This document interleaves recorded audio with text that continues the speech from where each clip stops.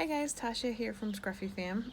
So I filmed a video that was all about the herbs on our property, the medicinal herbs, and in the editing phase found that it was going to be like a 40-minute long video without chopping like massive content.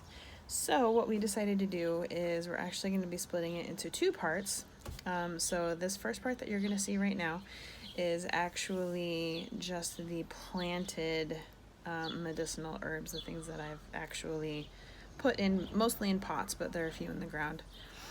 And then we will have a part 2 coming out later that will be everything that is either wild on our property or was planted here by previous homeowners. So just some quick background. I am actually an herbalist. I went to school for it, so it's definitely one of my passions.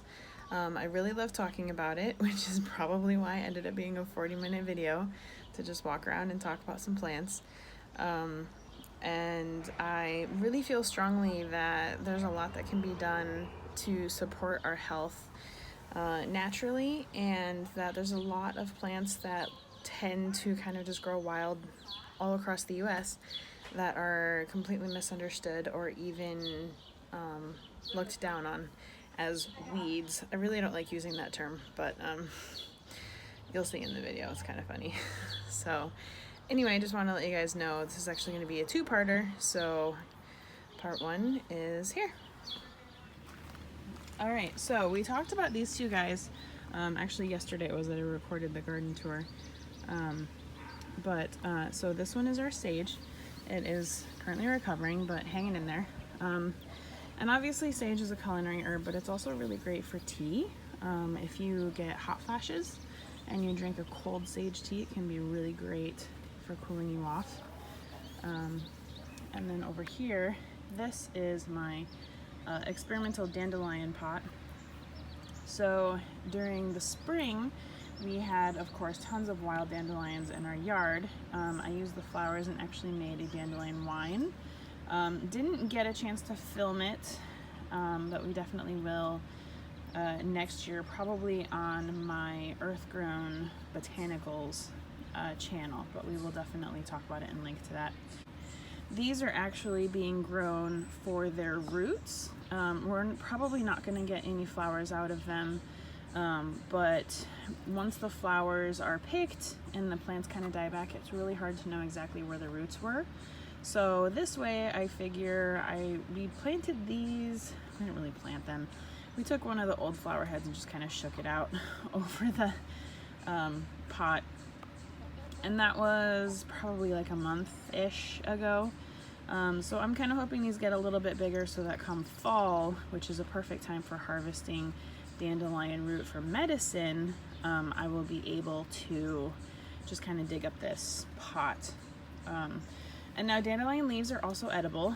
They're very nutritious. You can dry them and make tea. They're kind of a diuretic, full of nutrients like magnesium and calcium and that kind of thing. So we could be picking these guys as baby leaves and adding them into our salad, but because I want the roots, I want them to get nice and big. So we have actually toyed around with the idea of making a garden bed dedicated to dandelions. I know how ridiculous that sounds, but it's amazing medicine, every part of the plant. So I am on a mission to teach people all about that because I love dandelions.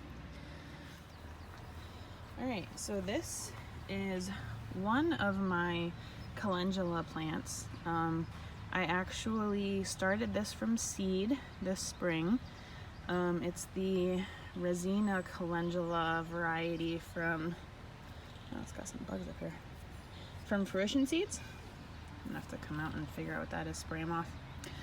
But anyway, so it is like your normal calendula, except it's really packed with that medicinal resin. And for some reason, these guys are growing like 3 times bigger than my other two. They're in a pot, and I'm not entirely sure why that is. But anyway, it's nice and happy. As you can see, we've got some flower heads here. I've picked a few. Already missed one there that's turning into seed. I might try to save that. But calendula is really great. You can drink it as the flower petals you can drink as a tea.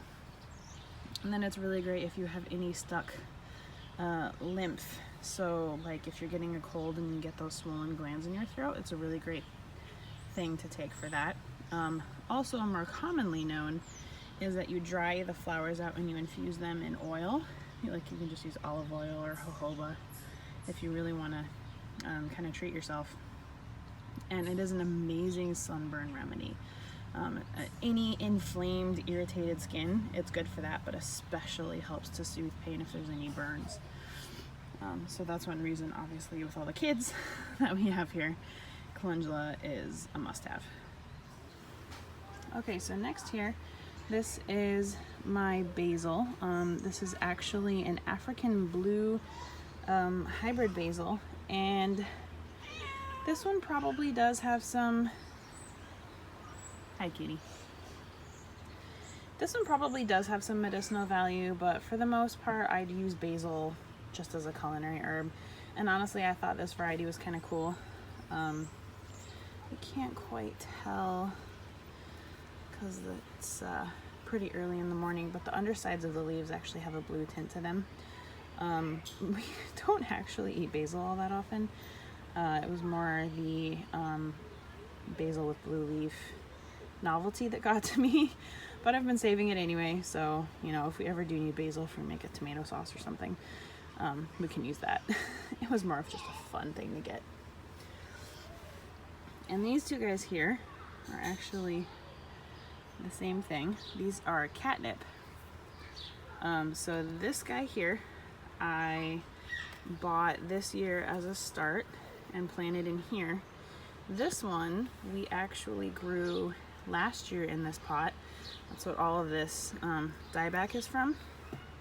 And we weren't sure if it was going to do anything. It didn't do anything for a very, very long time. And then all of a sudden we started seeing these little leaf tufts come up. And that was when we realized that it actually survived winter and moving and was growing back. So we are letting this little guy get a little bit bigger. I haven't pruned it just because it's still a baby.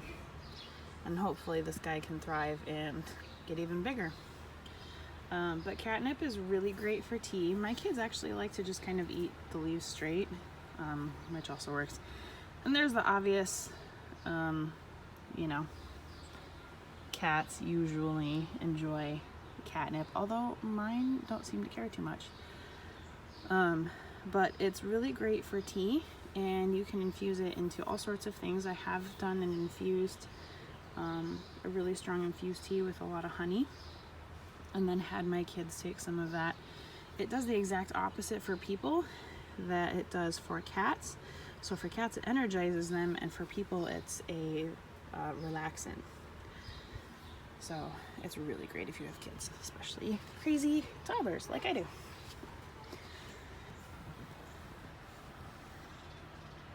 Alright, so here, this one is a new experiment that I'm trying out this year. This is actually a Stevia plant. And it's doing pretty well, actually. I've gotten 2 huge harvests of just cutting back a pretty long stem and then hanging them to dry. And they taste really sweet. This variety is Sugar Love Stevia. Put the tag back in there my kid ran off with. Yeah, and so the leaves are super sweet. I'm sure everybody's heard of stevia at this point. It's basically a natural sweetener that doesn't affect your blood sugar. So sometimes it can get kind of bitter if it's used too much. Some of that depends on how it's processed. These leaves here, I mean, I've just eaten them straight and I haven't gotten any of that bitter aftertaste. And I've found that if I infuse them in glycerin, which is also naturally sweet, then it just tastes really good. So that's what we're going to be doing after we dry a whole bunch of this. It also goes farther that way, and it's easier to use than just like grinding it into a powder.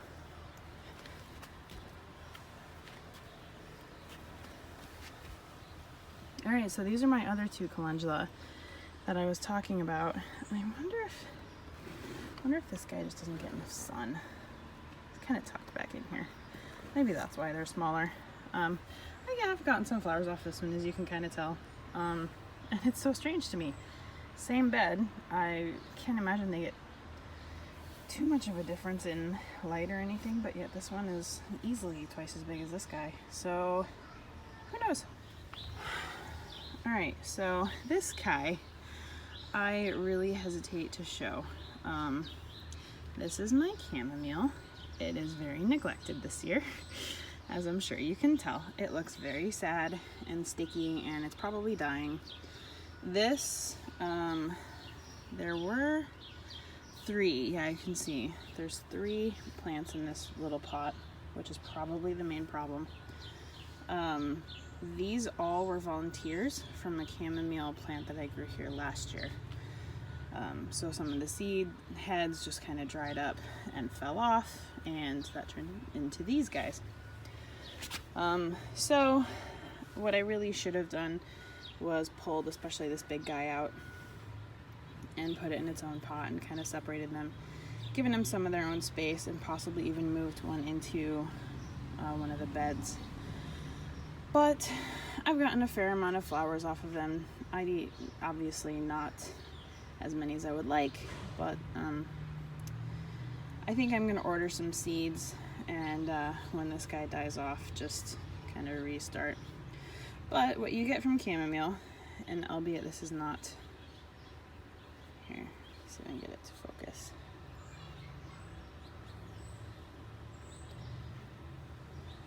So this is not the best specimen here. See, there's still a little bit of the white petals on the underside of the yellow flower. So this guy is still good to pick. Ideally, you want them when they are in full bloom, so they'll have a little yellow, and then they'll have all the white flowers sticking straight out. And usually a healthy chamomile plant is going to be big and bushy and tall and look much happier than this poor sad thing. So this is a total my bad. I just got busy, and and at this point I might still try it. I don't know if I can take a cutting of any of these that are healthier and maybe root that. I don't know, more research to be done, but worst case I will just seed a new one.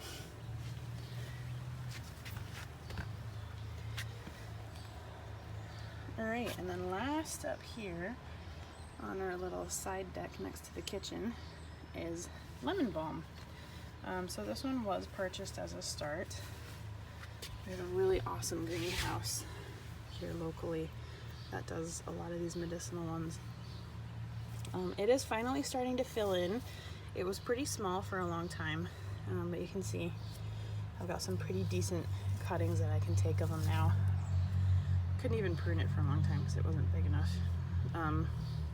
Lemon balm is partially antiviral, so you see it in some like herpes treatments, or like a salve for cold sores. That's one of the things it's good for. It's also really great for nerve pain. So like if you have an old injury or an old surgery wound, especially if any of those start to kind of flare up and cause pain, or sciatica, that type of thing, can be really great for that. It's also, I mean, it's called lemon balm. It smells like lemons. I wish you could smell this. Oh, I love the way it smells. It's also just really uplifting. Not really an antidepressant, but you know, it improves mood. So I like to throw some of this in with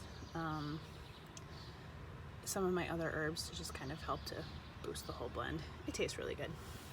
All right, and last for the potted herbs are these guys. They are my little babies right now. Just got them.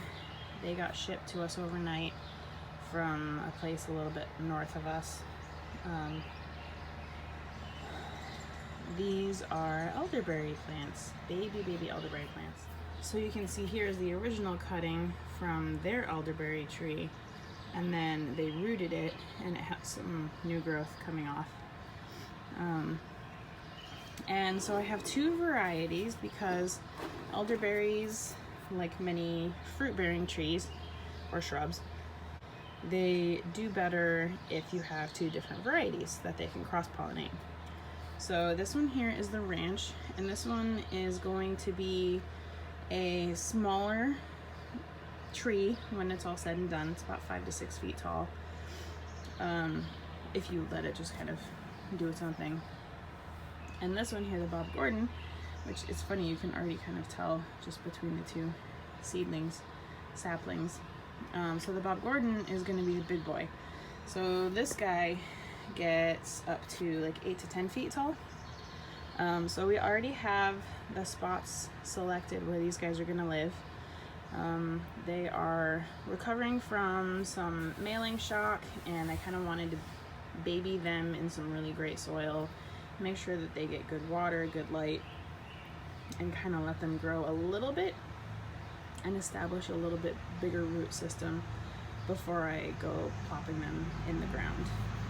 So we will see how long that takes. I mean, they're doing a lot better. This Bob Gordon was pretty sad for a little while. It was very wilty, but he's standing back up again, so that's great. And the ranch recovered pretty quickly. So we'll see. I would like to get a little bit of new growth and see some progress made from them before we put them in the ground. Alright, so that was part 1. Hope you guys enjoyed that and learned something from it. If you have any questions about any of the plants that I mentioned, feel free to put those in the comments down below, or message us on YouTube or Instagram. Very soon we will be coming out with part 2, where you guys can check out all of our wild medicinal plants that we have on our Urban Homestead. So make sure that you like and click the notification bell so that you know when that video comes out, and subscribe for more good content. And we will see you guys next time. Bye.